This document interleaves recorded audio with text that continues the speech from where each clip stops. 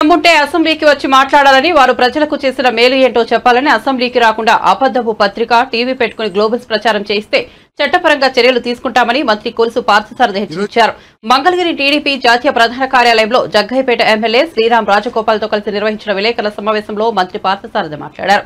ప్రజల ఉపాధి పట్ల విజన్ లేని వ్యక్తి వలన రాష్ట్రం అధోగతి పాలైందని విమర్శించారు.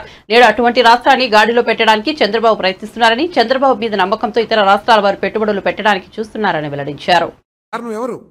మీరు చేసిన దుష్పరిపాలన 5 సంవత్సరాల ఫలితం కాదా అని చెప్పేసి అడుగుతామన్నా. నేను 45 రోజుల్లో చెల్లించాల్సిన పేమెంట్ని మీరు చెల్లించకపోవటం మూలంగా ఎన్నిసార్లు హాస్పిటల్స్ యాజమాన్యాలు స్ట్రైక్ ప్రకటించి, లేకపోతే మన కోఆపరేషన్ విత్డ్రా చేసుకుని మేము వైద్య సేవలు అందించము, మీరు పేషెంట్స్ డబ్బులు కడితేనే మేము వైద్యం చేస్తామని చెప్పేసి ఎంతమంది పేదలు ఇబ్బంది పడ్డారో తెలుసా అని చెప్పేసి నేను జగన్మోహన్ రెడ్డి గారిని ప్రశ్నిస్తామన్నా. నేను మీరు చేసిన ఆర్థిక అవకతవకల మూలంగా, ఈ రాష్ట్రాన్ని ఆర్థికంగా కుదేలు చేయటం మూలంగా మీరు లక్షల కోట్ల రూపాయలు కాంట్రాక్టర్లకు కానివ్వండి, హాస్పిటల్కి కానివ్వండి, ఆఖరికి భోజనాలు సప్లై చేసిన వాళ్ళకు కూడా మీరు బిల్లులు ఇవ్వలేని దుస్థితిలో ఈ రాష్ట్రాన్ని ముంచిన విషయం వాస్తవం కాదా అని చెప్పేసి అడుగుతామన్నా. నేను రాష్ట్రాన్ని దాదాపు 11 లక్షల కోట్ల అప్పులు ఊబిలోకి దించేసి ఈరోజు పత్తితులాగా 1500 కోట్లు ఇవ్వలేదు, ఆరోగ్యశ్రీకి డబ్బులు చెల్లించలేదని చెప్పేసి ప్రచారం చేయటం ఎంతవరకు ఆలోచించేయమని చెప్పేసి నేను ఇటువంటి అబద్ధాలని మానుకోమని చెప్పేసి కూడా ఈ సందర్భంగా తెలియజేస్తామని. నేను టీడీపీ, తెలుగుదేశం పార్టీ, చంద్రబాబు నాయుడు గారు, పవన్ కళ్యాణ్ గారు, మోడీ గారు ఈ రాష్ట్రంలో ఆరోగ్య పరిస్థితులు మెరుగుపరచడానికి కట్టుబడి ఉన్నామని చెప్పేసి మనం చేస్తామన్నాను. మరి గతంలో కూడా బీపీఎల్ దిగువనున్న 1,20,00,000 మందికి ఈ పథకాన్ని వర్తింపజేసి 4 ఏళ్లలోనే 5,330 కోట్ల రూపాయలు 12 లక్షల మంది రోగులకి చెల్లించిన ఘనత ఈ తెలుగుదేశం పార్టీ ప్రభుత్వం నుంచి కూడా నేను మనవి చేస్తాను.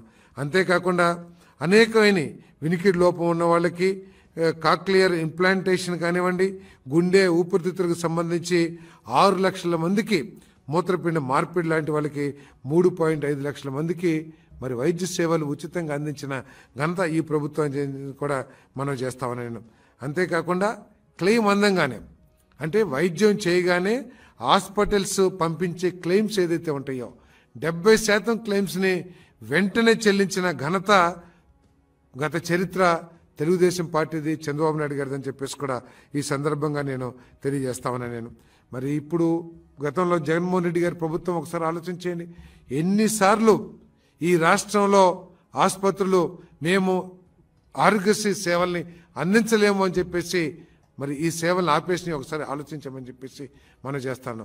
మీ చేతకాని తలం మూలంగా ఎంతమంది పేదలు ఈ ఆరోగ్యశ్రీ కింద వైద్య సేవలు కోల్పోయారో కూడా ఒకసారి ఆలోచించమని చెప్పేసి మనం చేస్తాను.